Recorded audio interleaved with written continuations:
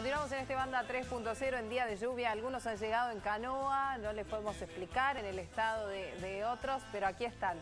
Gracias, Fabián Perechotnik, por haber venido. No, gracias por invitarme. Fabián de Poliarquía, ustedes saben, uno de los últimos trabajos que se ha conocido de Poliarquía tiene que ver con la intención de los próximos votantes de si avalarían o no una reforma constitucional que contemple, entre otras cosas, o que alcance, entre otras cosas, la reelección de Cristina. Pero después vamos a hablar de esto. Ahora nos urge ir a lo que viene siendo tema de estos días y que veníamos hablando también con Pablo Mendelevich, y es la repercusión que ha tenido la manifestación social del jueves, hacia adentro del gobierno y hacia el afuera. ¿Cómo lo ves?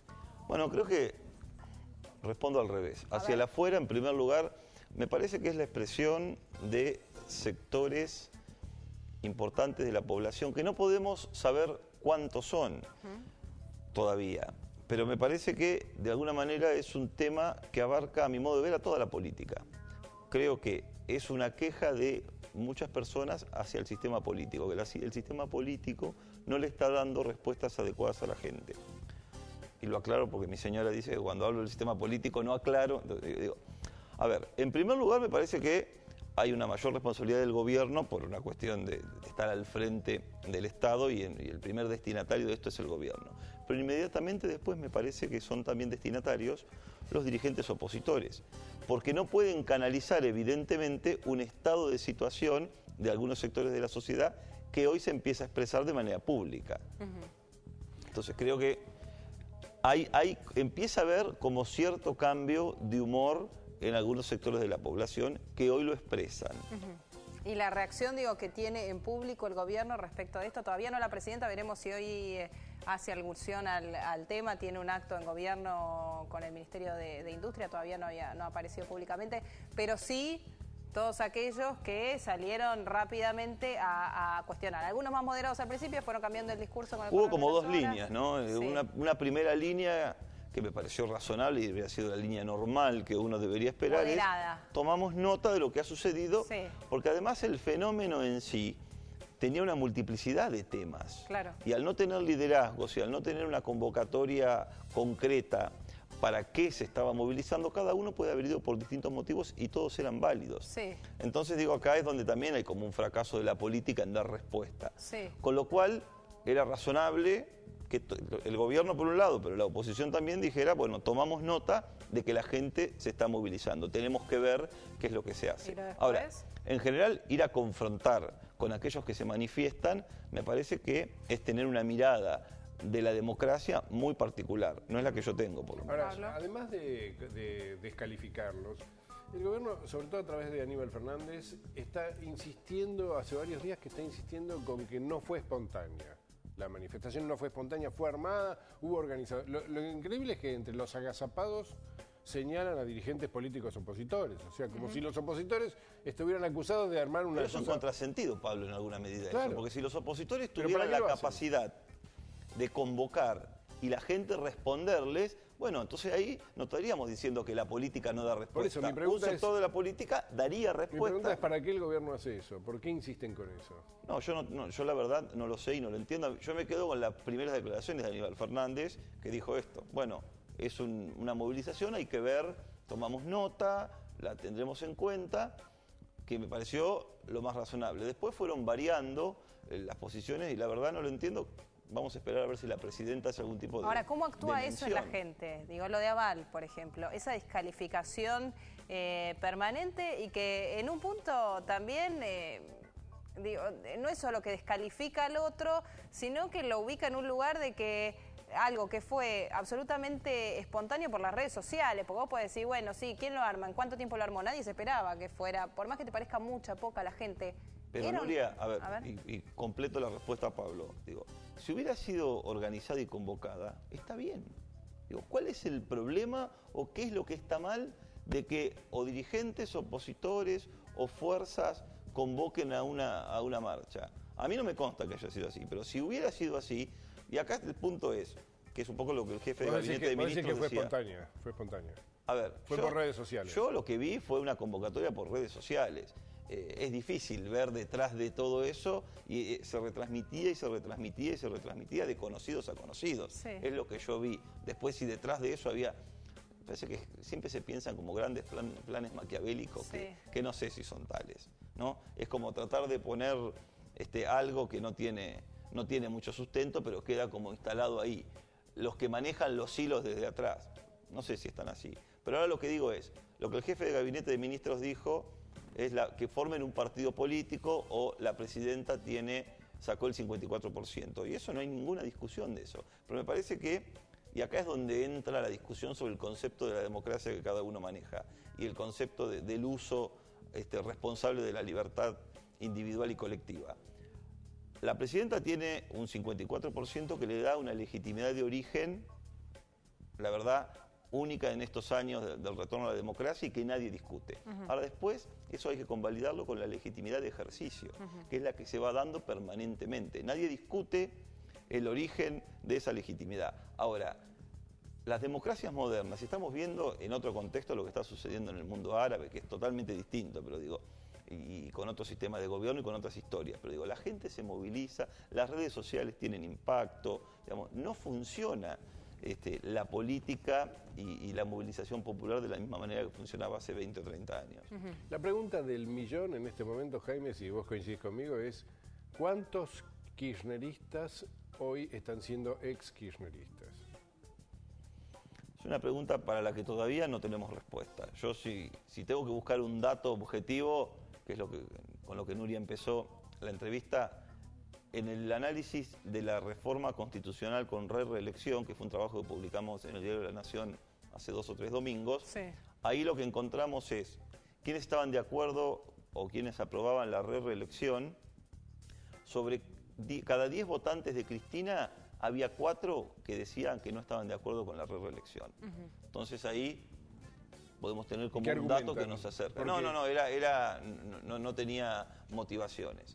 Era simplemente si estaba a favor o estaba en contra. En ese trabajo que fue publicado en La Nación había una extracción también sobre los jóvenes, ¿no? Que son los que, corregime si no, de algún modo podrían llegar a aprobar una eventual reforma o no estarían tan en desacuerdo que termine en una reelección de la presidenta de la Nación. Y seguido de esto, rápidamente vino a ponerse en el tapete la discusión sobre si los chicos tienen que votar o no a los 16 años. Bueno, hoy va a ser el tema del día también. Sí, porque se va a tratar en el Congreso. Claro, va a empezar el debate sobre ese tema.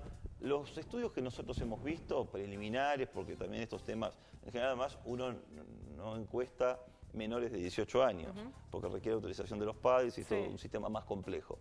Y esto ha sido un tema de las últimas 3 o 4 semanas. Sí. Pero lo que vemos es que la mayoría de los jóvenes, o el segmento más cercano al de los 16, no está a favor del voto a los 16 años. Si uno toma el segmento 18-21, el nivel de rechazo es importante sobre Ellos no quieren votar. ¿Y por qué? A ver. No, vuelvo a decir, hemos hecho algunas preguntas iniciales, me parece que esto va a requerir, si avanza, mayor cantidad de estudios. Claro. A ver, ¿cómo lo tomo esto? El gobierno ha tenido siempre como virtud principal el manejo de la comunicación pública y la instalación de temas. Algunas veces que han tenido apoyo popular importante y otras veces no. Pero de cualquier manera ha tenido como el monopolio de la agenda pública. Sí. Y yo tomé este tema de los 16 años un poco en ese sentido. Instaló un debate que no era un debate de la sociedad, que no era un reclamo de la sociedad. No se estaba haciendo eco de una demanda de Pero los lo hace jóvenes. para conseguir más votos para Pero presidente. evidentemente instala y hace 3, 4 semanas que entre los principales temas que discutimos es este. Se está hablando de Pero O sea, hay protagonismo del gobierno en cómo lo lleva adelante. ¿Cuántos votos le puede aportar esa franja de 16 a 18?